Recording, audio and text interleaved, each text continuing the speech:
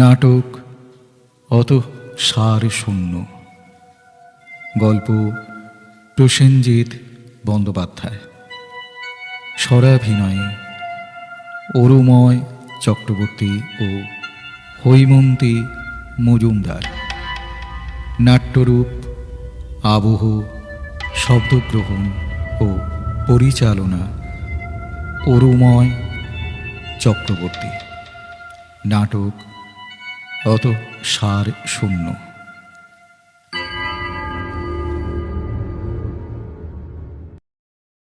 না, মনে হচ্ছে কাজগুলো সারতে 10টা বাজবে। তার মানে বাস হয়তো পাবো না, সেই পাবলিক ট্যাক্সিতে। না, যুগ থেকে একটা ফোন, আরে সুইচ অফ। তার মানে ফিরতে দেরি হবে এই মেসেজটা দেখেই রাগে ফোন অফ করে দিয়েছে। দেখি অনিমেষকে একটা ফোন করি।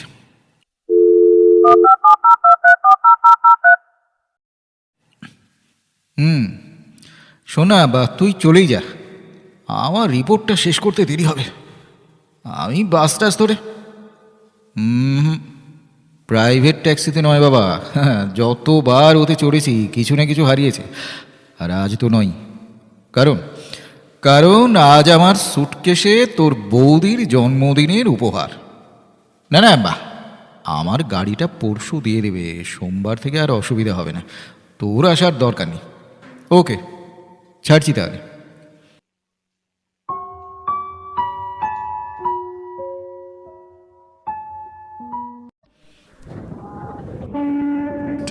ভালো করে ট্যাক্সি।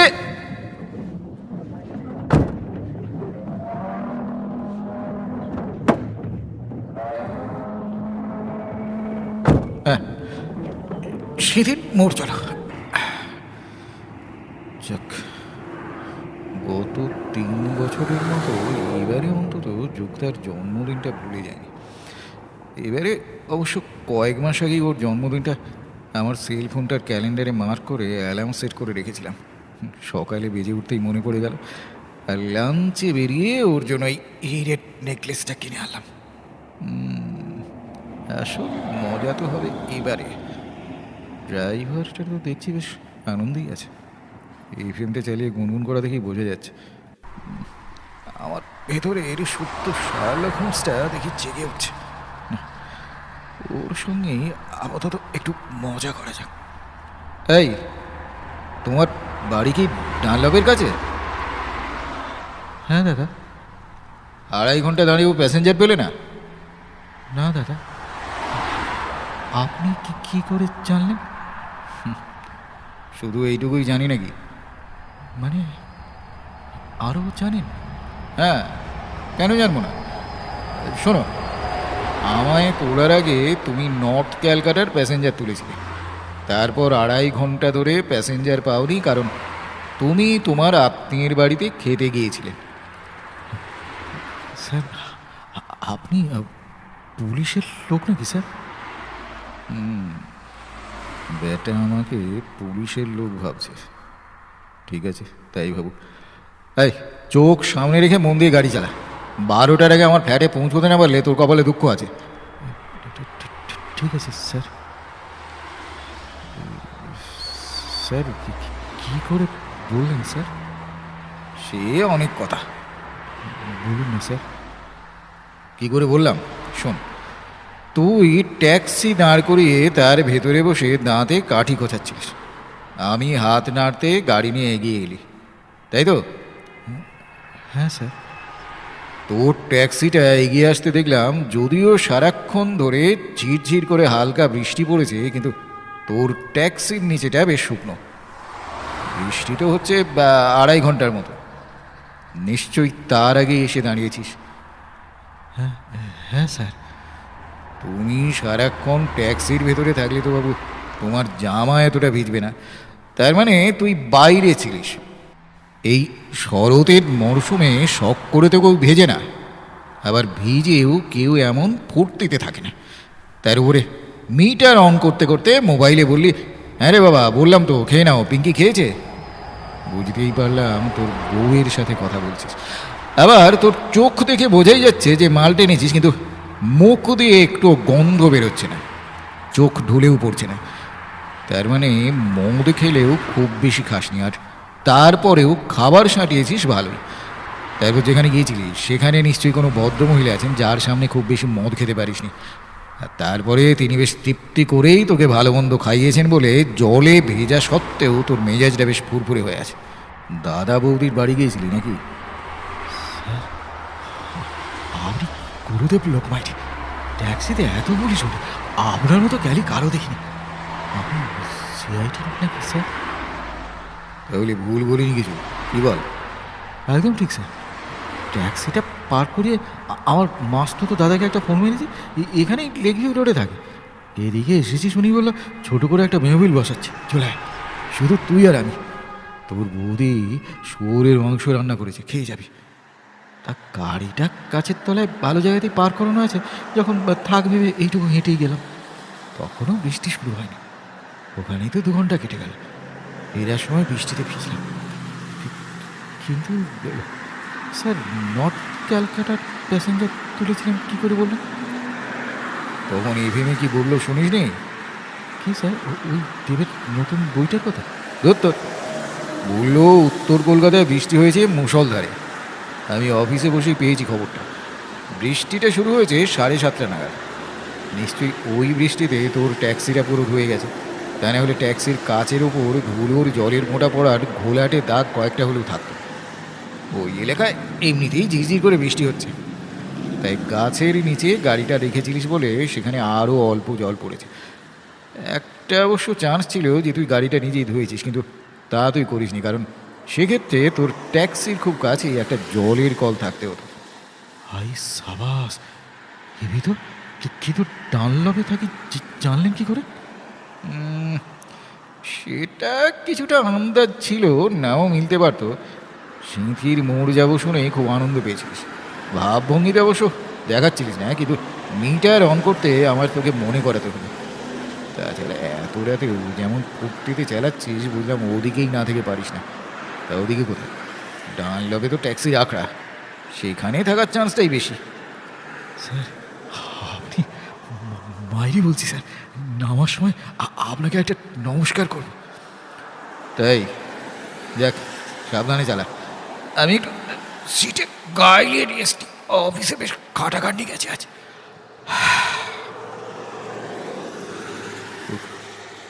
ট্যাক্সিটা প্রাচী সিনেমা পেরোলো দেখছি, তার মানে এখনও বেশ কিছুক্ষণ। ট্যাক্সির আতঙ্কটা দেখছি আবার চেপে বসছে। ড্রাইভারের সিটের পিছনে তো ট্যাক্সির নাম্বারটা দিল, ওইটা টুকে রাখে। রাস্তার ছিটকে আসা আলো তো পড়াও যাচ্ছে দেখছি। আরে চিরো চিরো দুটোর সিলিংয়ে আলোটা ছেড়ে ভালো করে দেখি তো। না না, কোনো ভুল নেই। আমার চরম দুর্ভাগ্য যে দেখতে কোনো ভুল হয়নি। নম্বরের মধ্যে থাকা 2টো জিরোর পেট নখেরা জোরে কাটা, তার মানে এই রেডিওটা বন্ধ কর। কোনো সন্দেহ নেই, যুক্তা উঠেছিল, ও উঠেছিল এই ট্যাক্সিতে, এবং আজই জিরো দেখলেই কথা বলতে বলতে তার পেটটা কাটতে থাকে। পৃথিবীতে এমন কোনো জিরো নেই যা ওর হাতের ছোঁয়া পেয়েও অক্ষত পেরে পরিত্রাণ পেয়েছে।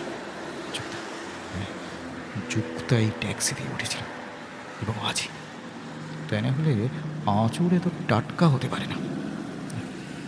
আলুটা জ্বালাই।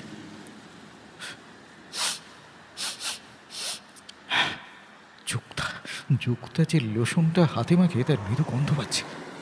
ও সেই জন্যেই দুপুর থেকে অতবার ধরে মেসেজ করে আমাকে জিজ্ঞেস করা হলো কখন বাড়ি ফিরব।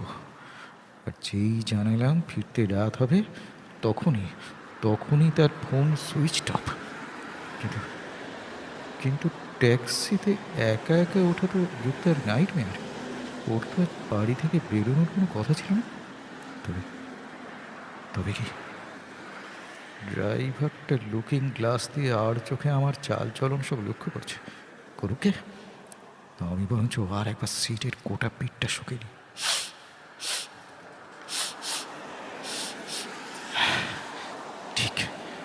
করেছে। যুক্তার সঙ্গে যে ছিল সে ঋষভ চৌধুরী। ওর এই পারফিউমটা আমার চেনা। আজ অফিসে ওইটাই মেখে এসেছিল। শালা ঋষভ থটমের কল বাতাসে নড়ে। হারামজাদা, এই জন্যে সুরটা লঞ্চেই পেট খারাপের নাম করে অফিস থেকে পালিয়ে গেল। মাথাটা ধপধপ করছে, মনে হচ্ছে হাজার হাজার কাঠ পিঁমড়ে যেন আমার মাথাটাকে কুড়ে কুড়ে খাচ্ছে। চোখ বুঝে একটু ব্যাপারটা ভেবে নি। ঋষভ চৌধুরী আমার প্রাণের বন্ধু হলেও মেধায় ও কর্মদক্ষতায় আদৌ আমার তুমি সমকক্ষ নও। আমার দুটো প্রমোশন হলেও তুই এখনও সেই সিনিয়র সেলস এক্সিকিউটিভ হয়েই পড়ে আছিস। আমার মস্ত ভুল হয়েছে তোর মতো শয়তানকে মেডিকেল রিপ্রেজেন্টেটিভের চাকরিটা ছাড়িয়ে নাগাল্যান্ড থেকে এখানে ডেকে এনে আমাদের কোম্পানিতে চাকরি দেওয়াটা। আমার বিয়েতে ইনভাইট করেছিলাম, তখন ওর নাগাল্যান্ডের ভাগাড় থেকে ছুটি নিয়ে আসতে পারেনি। সেগুলো বারবার দুঃখ করেছে। ওর জন্যে আমারও তো কষ্ট হতো খুব। স্কুল কলেজে একসঙ্গে দুজনে কী না করেছে। তারপরে ছাড়াছাড়ি, তাই গত বছরে ওকে চলে আসতে বললাম কলকাতায়। বাড়ি এসে যুক্তাকে দেখে প্রায় ফিট হয়ে যায় আর কি। ব্যালকনিতে সিগারেট টানতে টানতে কি যেন বলেছিল। এই অনিশ, একটা কথা বলতো। তোর এরকম দুধে আলকাতরা গায়ের রং, খাদা নাক আর আলু ভাতে মার্কা বিজ্ঞ চেহারা নিয়ে ওরকম বারবি ডলের মতো টপ টু বটম বাটার মাখানো সুন্দরী বউটাকে বাগালি কি করে বলতো? সুন্দরী বউ, এই কথাটা এমনই এক লঙ্কার আচার যা খেতেও ইচ্ছে করে, আর খেলেও সারা শরীরটা চলে যায়। এত কষ্ট করে, এত পড়াশুনো করে, এত ভালো রেজাল্ট করে একটা হাই ক্লাস চাকরি করে কী লাভ যদি একটা ডানাকাটা পরি না পেলাম? আর পরি যদি পেলাম তো তাকে নানা রকম সাজিয়ে অষ্টপ্রহর কোলে বসিয়ে রাখার কোনো মানে আছে কি? নিজের বাড়ির শোকেস নিজেই রেখে কতদিন আর মজা পাওয়া যায়? সঙ্গে নিয়ে বেরোবো, সিনেমা যাবো, পার্টিতে যাবো, 5টা লোক তাকে দেখবে, হিংসে করবে, তবেই না মজা। যে যুক্তা বাড়ি এবং কলেজ ছাড়া আর কিছুই চিনত না, তাকে আমি সঙ্গে করে নিয়ে কত জায়গা চিনিয়েছি, কত দেশে ঘুরিয়েছি। তারই কি ফল ভোগ করতে হচ্ছে আজ? আচ্ছা ঋষভ, ওর কি শুধু এই কথাগুলোই আমার খারাপ লেগেছিল? ওর চাউনিতে, ওর যুক্তা বৌদির দিকে তাকানোতেই সেদিনই তো আমি এক্স রশ্মি দেখতে পেয়েছিলাম। কিন্তু আমি তো অন্তর সেজেছিলাম। কেন আমি ঋষভকে কিছু বলিনি? কারণ দুটো কারণ। আমার প্রিয় বন্ধু ঋষভ কৈশোরে তারুণ্যে সুখে দুঃখে সবসময় ছিল আমার পাশে। দ্বিতীয়ত, অগ্নিসাক্ষী করার দিন থেকে আমি ভীষণভাবে ভালোবেসেছি আমার যুক্তাকে। ওর এক কথায় মদ ছেড়েছি। আর ভালোবাসার প্রতিশব্দ হয়েছে বিশ্বাস, এ কথা কেউ না জানে। সেই জন্যই তো আমি চেয়েছিলাম ওদের দুজনের মধ্যেও একটা সুন্দর সম্পর্ক তৈরি করে দিতে। এত বছর ধরে যে হাহাকার ওরা বুকে বয়ে নিয়ে বেড়াচ্ছিল, চিরকালের মতো তার পরিসমাপ্তি ঘটিয়েছিলাম এই আমি। গত বছর কালী পুজোর 2 দিন পরে ঋষভকে বাড়িতে ডেকে হঠাৎ করে বসিয়ে দিয়েছিলাম যুক্তার সামনে। বলেছিলাম, তোর বোনের থেকে ভাইফোঁটা নিয়ে যদি ভালো গিফট না দিয়েছিস, পি দিয়ে নাগাল্যান্ড দেখাবো।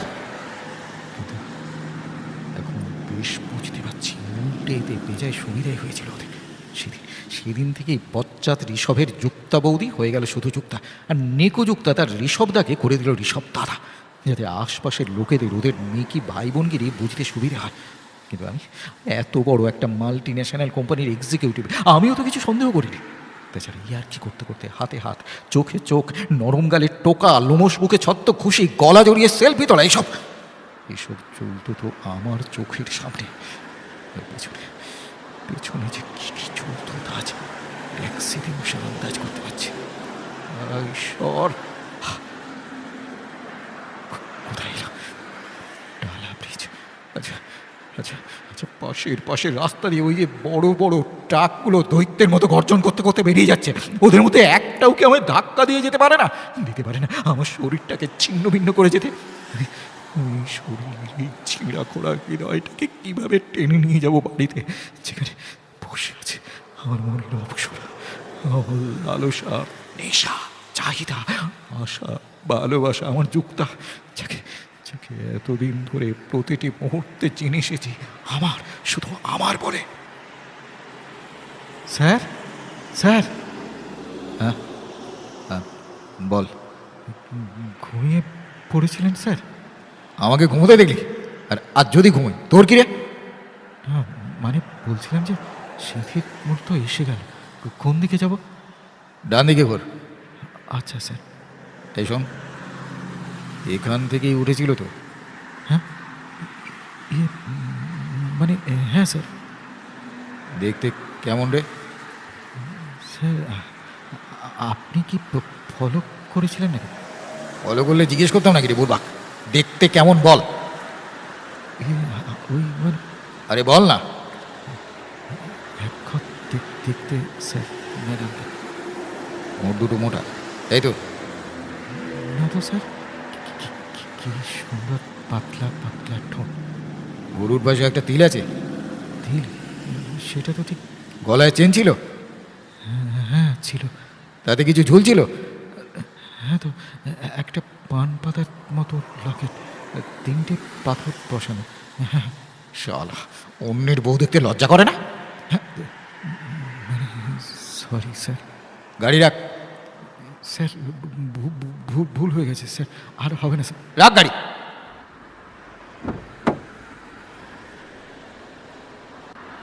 এই নে টাকাটা, আর 1 সেকেন্ডও থাকবি না। ভাগ এখান থেকে, হোট শালা। কিন্তু স্যার, চুপ, টেন এক। আমার 5 তলার ফ্ল্যাটটার জানালায় দেখছি পর্দাটা, ভেতরে আলো জ্বলছে। এবার আর আমি মুখোমুখি হব ওই ডাইনিটার। ওর কাছে আমাকে জানতেই হবে কি ভুল করেছি আমি, কেন ও আমার সঙ্গে এমন খেলা করলো। ঋষভ, অকৃতজ্ঞ ঋষভ, ওর রূপটাই কি সব? যুক্তাকে কি আমি কিছুই দিইনি? কি দিতে বাকি রেখেছি ওকে? আজ আজ খুনই করে ফেলবো ওকে।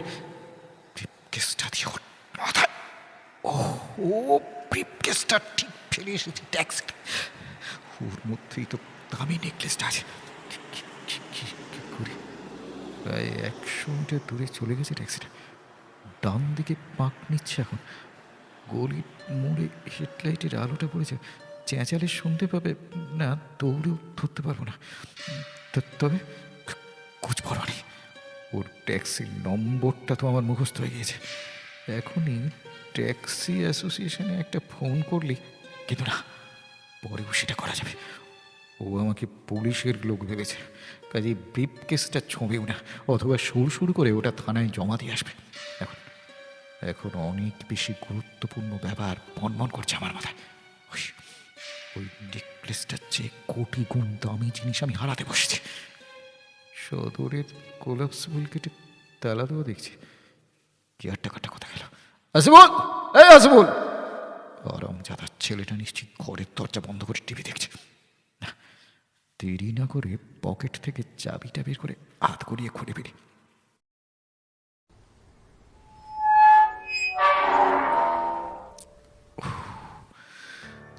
লিফটে উঠবো কি? ওটা তো 4 দিন থেকে খারাপ হয়ে পড়ে আছে, ভুলেই গেছিলাম। শালা নামেই একটা কেয়ারটেকার ছুটেছে, লাথি মেরে বের করে দিত এই অকম্মাগুলোকে। সিঁড়ির ঘড়িটায় দেখছি 12টা বাজতে 14। এবার যুক্তারও 12টা বাজতে হাত দেরিনি। না, ডোর বেলটা টিপি।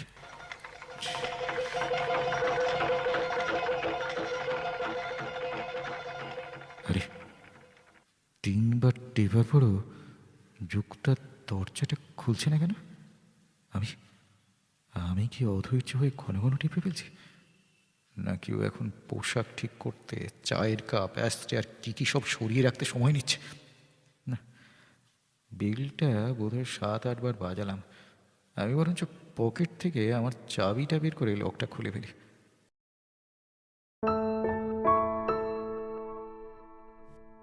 বসার ঘরে আলো জ্বলছে, টিভিটাও কম ভলিউমে চলছে, কিন্তু যুক্তা তো নেই। সোফায় ফোনটা, আরে ওটা দেখছি সুইচ অফ। পাশের ডাইনিং রুমে, না ওখানেও তো যুক্তা নেই। এই বেডরুমটা, না এটা তো ফাঁকা। তাহলে ব্যালকনিটা দেখি। আরে জল পড়ার শব্দ আসছে বাথরুম থেকে, আবার ভেতরে গানও আছে। পুরোটাই পর্দা দিয়ে ঘেরা। স্নান করছে, মাগিটা স্নান করছে অক্টোবরে এই ভেজা আবহাওয়ায়। এত রাতে স্নান, আসলে আসলে ধুচ্ছে, সব পাপগুলো রোপড়ে রোপড়ে ধুচ্ছে। আচ্ছা আচ্ছা, সব এখানে নেই তো? হয়তো জল আর গানের আওয়াজে হারামজাদাটা ডোরবেলের শব্দ শুনতে পায়নি। না, এতটা সাহস কুত্তাটার হবে না। কিন্তু তবু এখন এক লাফে পর্দা সরিয়ে কাছের জানালাটা খুলে বেরিয়ে কানের কি জোরালো আওয়াজ! দেখি দেখছি বাথটাবের মাঝামাঝি একটা শাওয়ার ফুল স্পিডে চালানো, পায়ের কাছের একটা কলও খোলা, বাথটবটা জলে ভর্তি হচ্ছে। আর অর্ধেক ডোবা অবস্থায় শুয়ে চোখটা চোখ দুটো বোঝা, মুখটা হাঁ হয়ে আছে, গলায় সোনার চিন্তা ছাড়া সারা শরীর কিচ্ছু নেই। মাথাটা মাথাটা রক্তে ভেসে যাচ্ছে। ভগবান, কে যেন ওর ওর মাথাটা ধরে নারকেলের মতো জোরে দেওয়ালে টুকে পাঠিয়ে দিয়েছে। যুক্তা যুক্তা শোনা, কি হলো তোমার? আর একটু হলে রক্তে পাপ পিছলে যাচ্ছিল। কি হলো আমার যুক্তার? স্বপ্নের রাজকন্যা কে ওরে দশা করলো? কি ক্ষতি করেছিল ঋষভের? এখন সামলাতে হবে নিজেকে, নাহলে নাহলে ঋষভকে কিছুতেই আর ধরা যাবে না। যতই কষ্ট হোক মাথা ঠান্ডা রেখে ভাবতেই হবে, এই হরমজাদাটাকে আমি ফাঁসিতে জ্বলাবই। এখন এখন রুমাল জোগাড় করতে হবে। এখন পকেট থেকে রুমাল বের করে সাবধানে শাওয়ার আর কলটা বন্ধ করলাম। আস্তে করে বটন টিপে মিউজিক প্লেয়ারটা বন্ধ করে। এসব জায়গাতে খুনির হাতের ছাপ থাকার খুব খুব সম্ভাবনা। এখন সব ইন্দ্রিয়গুলোকে সজাগ রেখে ফ্ল্যাটটা খুব ভালো করে খুঁজতে হবে। সূত্রগুলো হারালে চলবে না। যুক্তা যুক্তা তোমাকে যেমন নির্মমভাবে মেরে ফেলেছে, তাকে আমি ফাঁসিতে লটকে ছাড়বই। পুলিশের ওপরে আমার ভরসা নেই। একবার খবর দিলে এসে ওরা সব ঘেঁটে ফেলবে। আমার নামে দোষ চাপাতে পারবে না, অ্যালিবাই আমার আছে। এখন ঠান্ডা মাথায় পুরো ব্যাপারটা ভেবে নি। যুক্তার রক্ত দেখে বোঝা যাচ্ছে খুনটা হয়েছে মাত্র 5-10 মিনিটের মধ্যে। খুনি বেশ মেটে, 5 ফুট 5। খুনটা করে সে দরজাটা টেনে দিয়ে লক করে গেছে।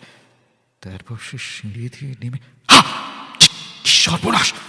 খুনি খুনি এই বাড়িতেই এখনো আছে, তাকে এখানেই থাকতে হবে, হবেই। এখন দৌড়ে ফ্ল্যাট থেকে বেরিয়ে এই সিঁড়ি দিয়ে ছাদে যায়।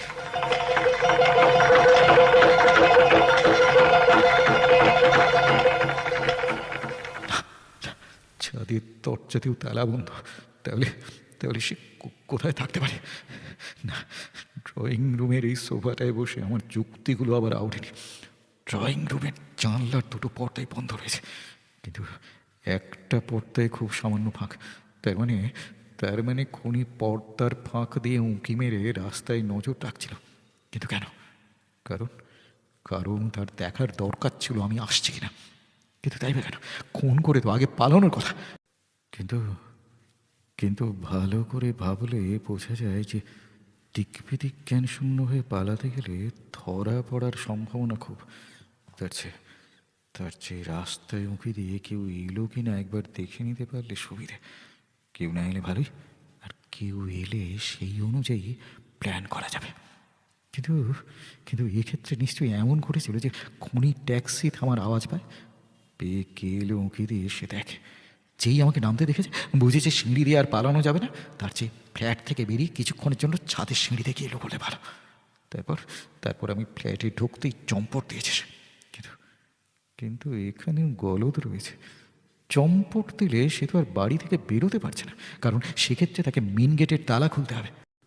তবে কি সে নিচে গিয়ে মিটার রুমে বা তেমন কোথাও গা ঢাকা দিয়ে আছে? অথবা ফ্ল্যাটের মধ্যেই লুকিয়ে নেই তো? হয়তো সেখানে আমার চোখ পড়েনি এখনো। আগে নেপাল থেকে কেনা কুকুরিটা হাতে নি, এবার কিচেনের দিকে হই। কিচেনের আর একটা আলো জ্বালাই, এই টুলটা নিয়ে ওপরেই হাবিজাবি রাখার জন্য লাপটার আলো জ্বালিয়ে ওপরটা তেড়ে। না, এখানে তো কেউ নেই। না, টুলটা দরজার পাশে সরিয়ে রাখি। আরে, কিচেনের দরজার পাশে পাঁচিলের গায়ে একটা উল্টো পায়ের ছাপ। তার মানে খুনি দেওয়ালে পিঠ দিয়ে দাঁড়িয়ে একটা পা দেওয়ালে তুলে রেখেছিল। কেয়ারটেকার না, এটা ঋষভের নয়, এটা কেয়ারটেকারেরই পায়ের ছাপ। এরকম মোটা সোটা পেটে পেটে আঙুল আমার ভালো রকম জানা আছে। আর কোনো প্রমাণ দরকার নেই, এটাই খুনিকে ধরার পক্ষে যথেষ্ট। আচ্ছা আচ্ছা, খুনের মোটিভটা কি হতে পারে? আসলে কেয়ারটেকারটা যুক্তার উপরে নজর রাখার জন্য আমার থেকে যেমন টাকা নিত, তেমনই যুক্তাকেও ঋষভের ব্যাপারে ব্ল্যাকমেল করেছে। লোকটা ঘরের বিছানাতেই তো ছেড়ে রাখা ছিল যুক্তার ড্রেস, নিয়ে আমি আগে। আরে, বাথরুমে যুক্তার দেহটা নেই, বেমালুম লোপাট। আমার মাথাটা আর কাজ করছে না। কি হতে পারে রহস্য? হত্যাকারীর উদ্দেশ্যটা কি? কোথায় কিসের শব্দ? বিছানার দেওয়ালের মাঝে সরু গলি থেকে কিসের যেন শব্দ এলো। আরে, আরো একটা কি শব্দ? ঘরের দেওয়াল ঘড়িটায় 12টা বাজছে। রাত্রে আলো নেভানো থাকলে কিন্তু ঘড়িটা শব্দ করে না। না, কুকুরিটা নিয়ে বিছানার পাশের ওই জায়গাটায়।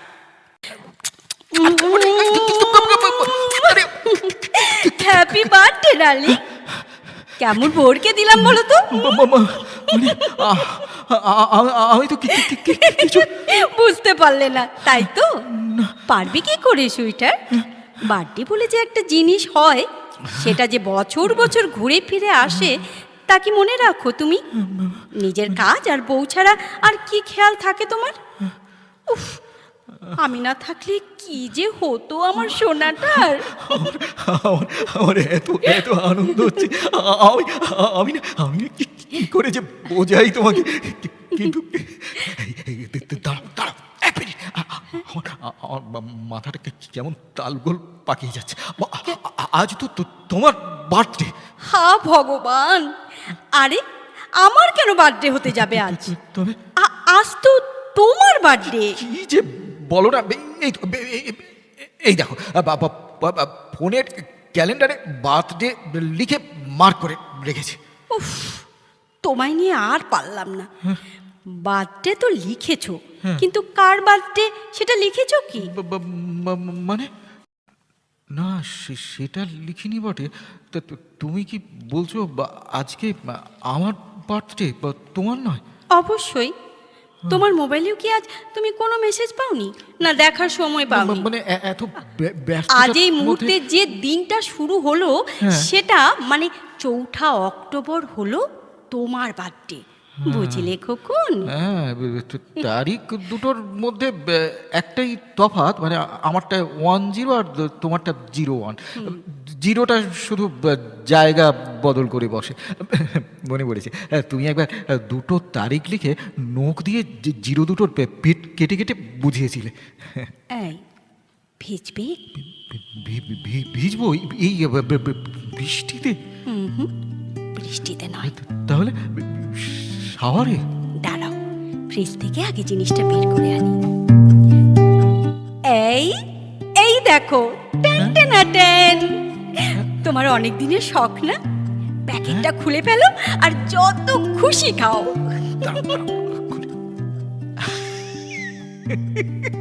শ্যাম্পেনের বোতল। দাঁড়াও, ঝাঁকিয়ে চিবিটা করি, তারপর আজের ফেনায় আমরা ভিজবো দুজনে। আজকের দিনটা আমার মনে থাকবে সারা জীবন। দাঁড়াও, এবার গ্লাসে ঢেলে নি। এবার এই নাও, চিয়ার্স!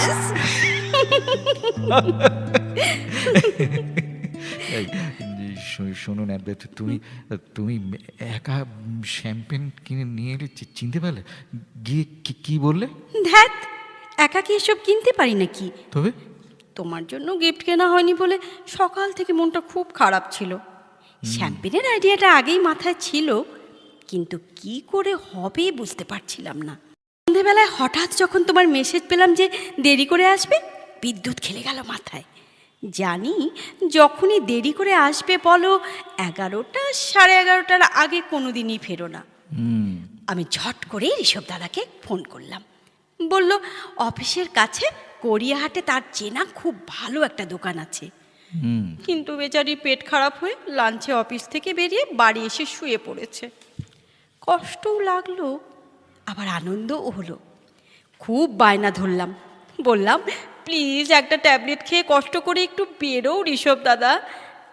আমার হাজবেন্ডের জন্য আজ আমি একা ট্যাক্সিতে উঠবো, আর তুমি তোমার বেস্ট ফ্রেন্ডের জন্য আমার সঙ্গে গিয়ে জিনিসটা শুধু কিনিয়ে দাও। আচ্ছা।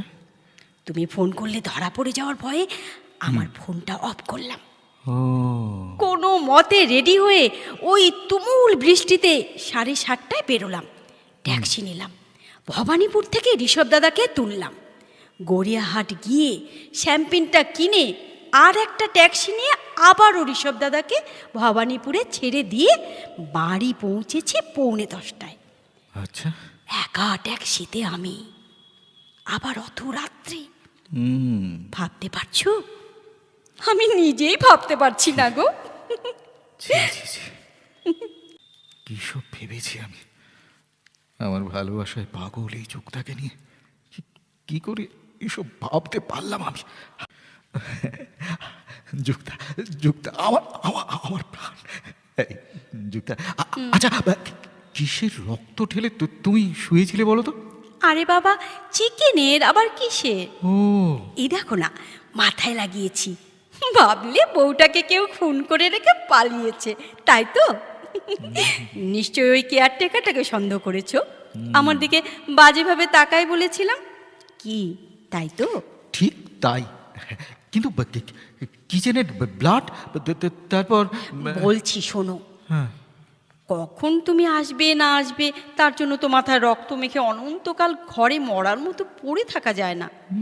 তাই কান খাড়া করেছিলাম। গাড়ির আওয়াজ পেয়ে পর্দাটা খুব অল্প ফাঁক করে উঁকি মেরে দেখলাম তুমি ট্যাক্সি থেকে নামছো। গেটের তালা খুলে তারপরে 5তলা সিঁড়ি দিয়ে উঠে আসতে একটু সময় লাগবে জানতাম। সেটুকু সময় ফ্রিজ থেকে চিকেনের বাটিটা বের করে দৌড়ে ট্যাপ, শাওয়ার আর মিউজিক সিস্টেমটা চালিয়ে দিয়ে রক্তটা মাথায় ঢেলে বাথটাবে শুয়ে পড়ার জন্য যথেষ্ট। বাটিটা গুঁজে দিয়েছিলাম সাবানের টাকে।